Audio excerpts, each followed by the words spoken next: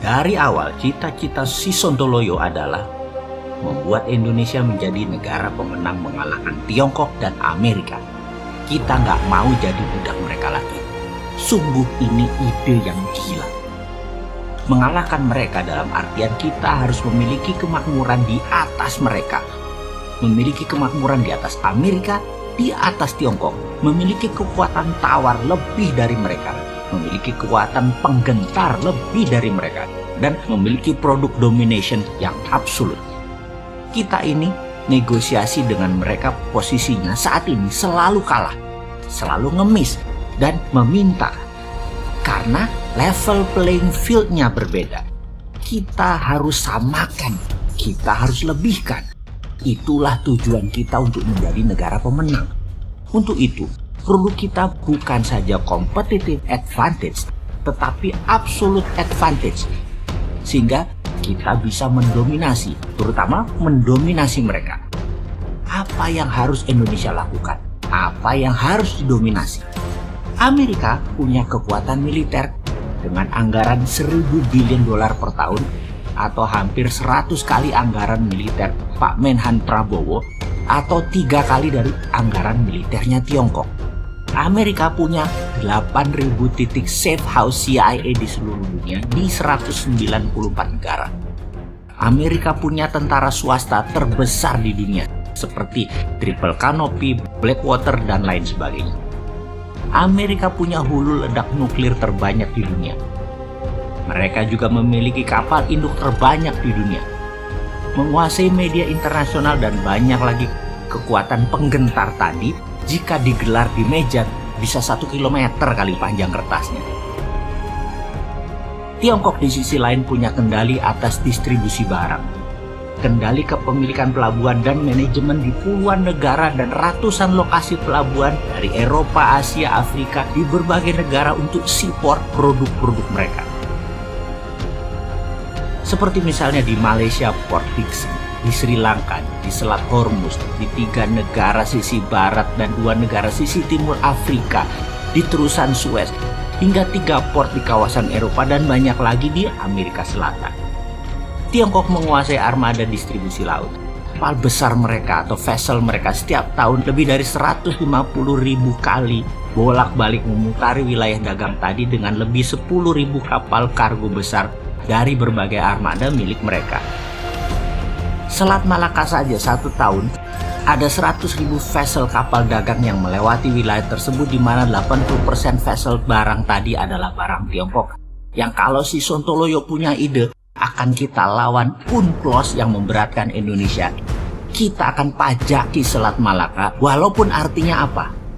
Artinya kita perang dengan komunis Tiongkok. Kita nggak peduli, kita lawan. Kita kan patriotik nasionalis. Kita Indonesia secara nasional itu harus untung. Bukan untuk segelintir oligarki saja untungnya. Juga bukan untung untuk kepentingan negara lain. Harus nasional, harus Indonesia, harus bangsa dan negara Indonesia yang untung. Gak bisa pejabat ini dikelola oleh orang yang pemahaman pragmatis, oportunis selalu.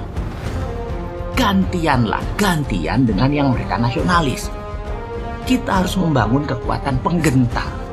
Karena itu kalau boleh memilih partner, adalah negara yang memiliki kemampuan membuat nuklir adalah calon mitra kita atau mitra kita. Bagaimana kita buat listrik tenaga nuklir? Kita bergabung dengan Jepang, Rusia, ataupun Iran juga nggak apa-apa. Untuk itu, kita perlu punya pengayaan uranium atau uranium enrichment. Kita punya bahan baku dari Freeport.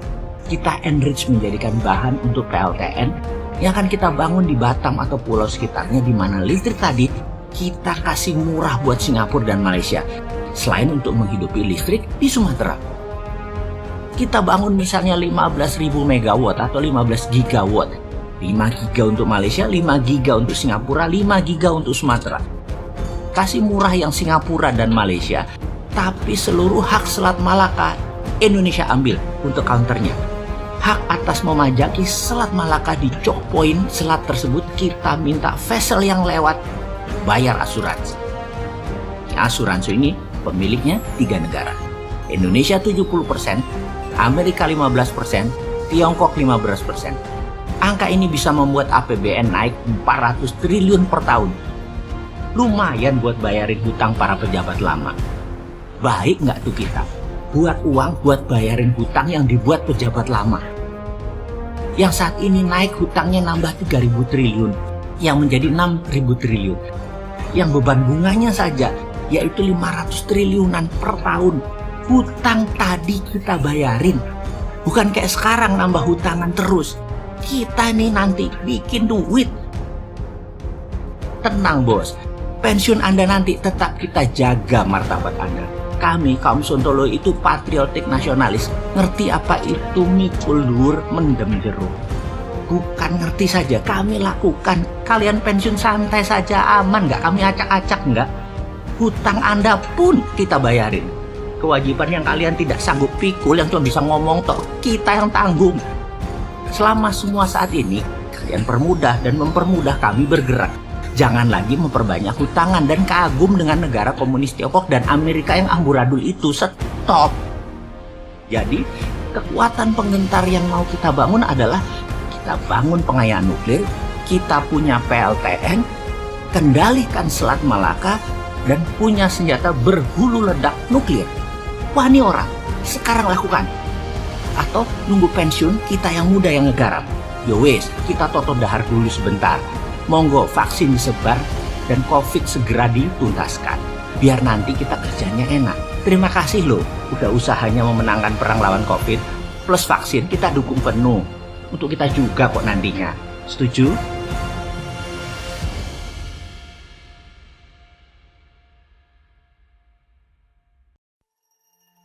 Bosen Mardigu satu-satunya orang yang dengan lantang membicarakan bagaimana cara Indonesia melunasi hutang Indonesia. Memberikan harapan seburuk-buruknya hutang Indonesia masih dapat dilunasi. Sedikit sekali pejabat yang berbicara tentang bagaimana melunasi hutang Indonesia. Seandainya Bosen Mardigu nanti mendapatkan jabatan, Bosen Mardigu berjanji tidak akan memperkarakan pejabat yang melakukan kesalahan di masa lalu, terutama dalam hal hutang. Fokus Bosen Mardigu adalah bagaimana melunasi hutang-hutang Indonesia yang sangat banyak. Bosen Mardigu sangat menghormati pejabat-pejabat yang sudah pensiun nantinya. Dua hal penting dari Bosen Mardigu di dalam video ini, yaitu kita bisa melunasi hutang dan yang kedua kita memiliki alat penggentar negara lain. Bosen Mardigu memiliki ide untuk mengambil uang dari setiap kapal kargo yang lewat di Selat Malaka. Memberikan pajak setiap kapal yang lewat di Selat Malaka. Sesuai dengan ketentuan UNCLOS 1982, tentu saja tidak boleh. Tapi tetap saja ada celah untuk kita mengambil keuntungan dari Selat Malaka, yaitu dengan cara memberikan asuransi untuk setiap kapal yang melintas. Itu sangat mungkin, apalagi kapal tersebut pasti membuang limbahnya di lautan Indonesia. Asuransi menjadi perlindungan lingkungan dari pencemaran untuk penyelamatan lingkungan laut Indonesia. Kapal-kapal yang setiap hari lewat harus bertanggung jawab atas kebersihan Selat Malaka. Kalau ada kapal yang karam di Selat Malaka, kapal bisa dibantu atau dibersihkan limbah-limbah yang tersisa. Belum lagi kalau ada perompak yang mengincar kapal-kapal kargo. Dengan adanya asuransi Selat Malaka, tentu Indonesia bisa patroli dan menumpas perompak-perompak di Selat Malaka dan sekitarnya. Selain lingkungan yang bisa dibersihkan dari limbah, kapal-kapal yang lewat juga terjamin keamanannya. Kita juga bekerja sama dengan Amerika dan Tiongkok agar mendapatkan perlindungan atas asuransi Selat Malaka. Singapura dan Malaysia mendapatkan listrik murah dari reaktor nuklir yang kita miliki. Semua tetangga senang, Amerika dan Tiongkok juga senang.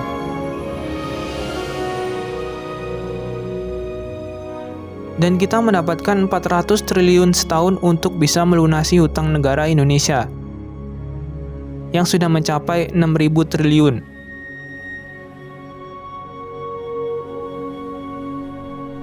Selalu ada harapan bagi kita yang mendambakan Indonesia yang makmur, kuat, dan berdaulat. Mari berikan kesempatan kepada putra-putri terbaik bangsa untuk bisa berkontribusi untuk kemajuan Indonesia. Sudah saatnya mereka yang jadi pemimpin berikutnya.